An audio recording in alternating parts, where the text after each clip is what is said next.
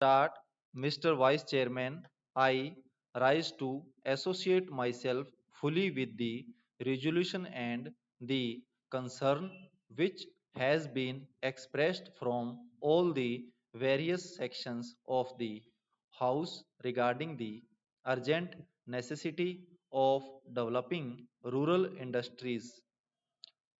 As time passes by, we are reaching a situation in our rural areas where something desperate needs to be done immediately if we want to preserve the social stability of the country and also to see that full use is made of the time and talent of the people in the rural areas which go west today, as has been pointed out in the resolution, sir.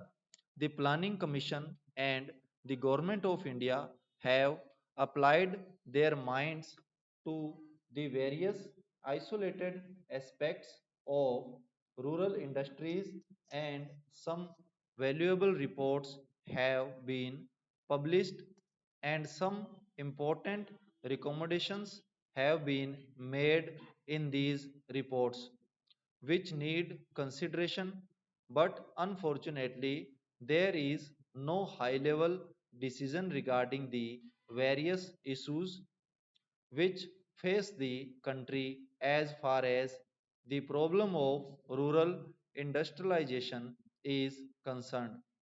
We are not quite clear as to what, first of all, rural industries mean and what rural industrialization implies. Does rural industrialization mean the utilization of local resources in order to meet the local needs?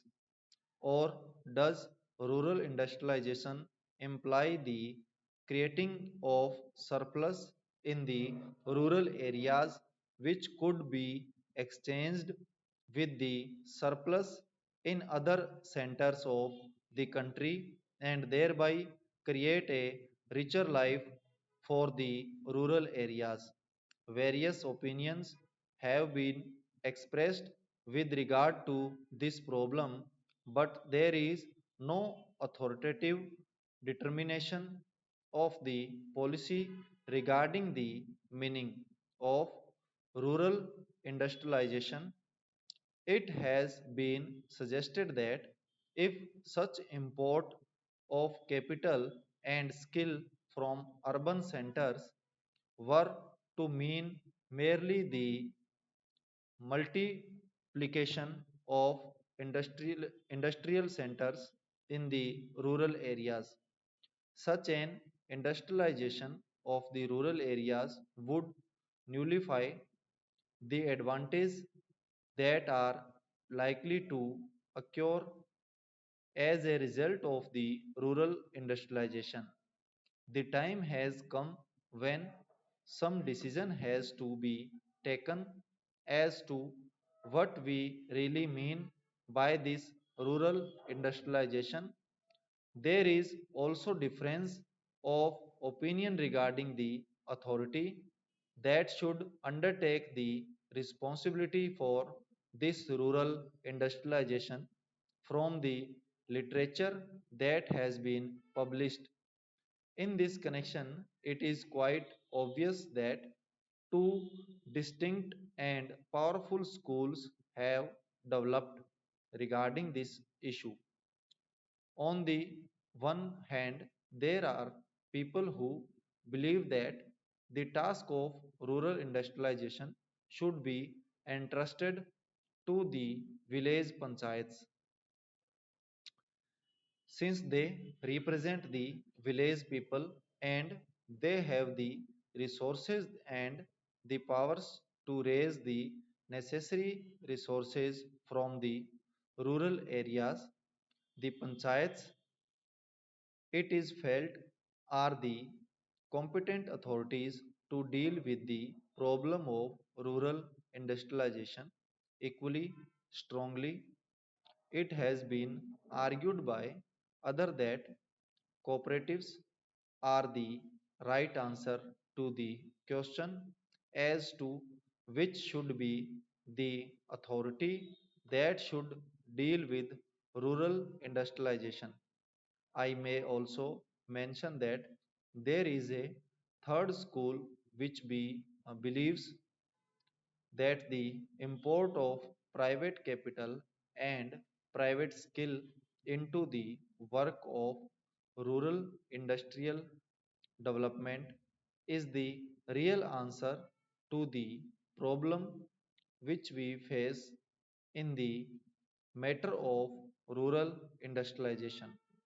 Here again, some authoritative determination of the policy has become necessary because in the absence of such a policy, ad hoc decisions are taken which sometimes cancel each other, and therefore the rapid progress which we hope and wish for in rural industrialization becomes impossible.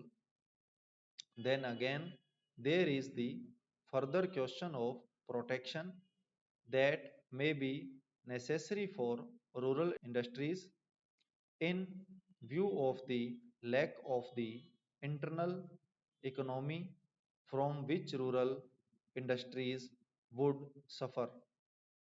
Whatever may be the answer to the first two questions, Professor Malkani has already referred to this question and various suggestions have been put forward. But all these suggestions require some detailed consideration as there are a large number of difficulties in implementing any one of these suggestions.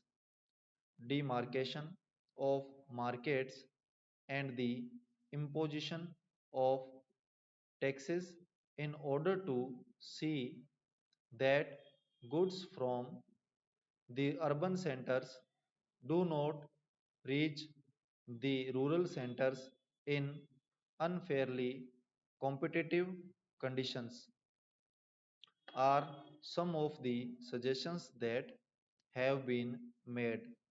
One great advantage of a West country is the large number of markets that are available for the goods that are produced in the country. However, if these markets are artificially restricted and goods are not allowed to move from one center to another, I am afraid that more problems would be raised than solved. If this protection is sought to be given in this manner, yet protection has to be given to the rural industries. If these rural industries are to develop, therefore, serious and competent thinking is necessary in this connection, and again, time is running fast. Therefore, it is desirable that we should have some authority which could examine the various issues involved and determine the policy with regard to this matter also. Stop.